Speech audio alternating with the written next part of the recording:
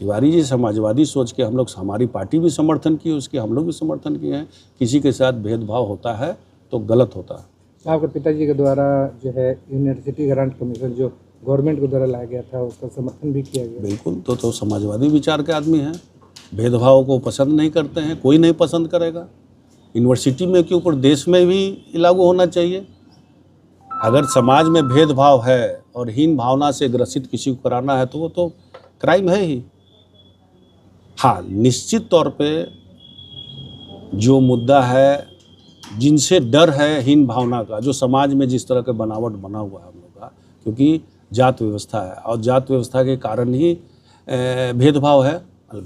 Basic तो यही भेदभाव है, अमीर गरीब का तो अलग भेदभाव है, लेकिन बेसिक तौर पे अगर हिंदुस्तान की बात की जाए तो जात व्यवस्था के चलते ये स्टेप उठा रहा है। अगर यूजीसी ऐसा उठा रहा है तो इस तरह की घटना घटी होगी।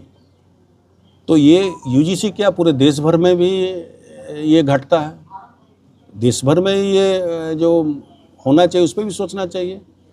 हाँ, ये एक मसला है कि किसी नाजायज़ को नहीं फंसाया जाए। ये तो सब पे लागू होता है, हर केस में होना चाहिए। हत्या के केस में भी होना चाहिए, चोरी के केस में भी होना चाहिए, दहेज के भी केस में होना चाहिए, हर केस में होना चाहिए। नाजायज़ तो किसी में फ्रीडम नहीं है कि आप नाजायज़ किसी भी केस में उसको गवाही दे दिए, नाम दे दिए जिसको हत्या से कोई लेना देना नहीं है, और कोर्ट में गवाही दे दिए और उनकी जो है सज़ा हो गई। ये किसी को इजाज़त नहीं देता। हाँ, तिवारी जी समाजवादी सोच के हम लोग, हमारी पार्टी भी समर्थन की, उसके हम लोग भी समर्थन किए हैं।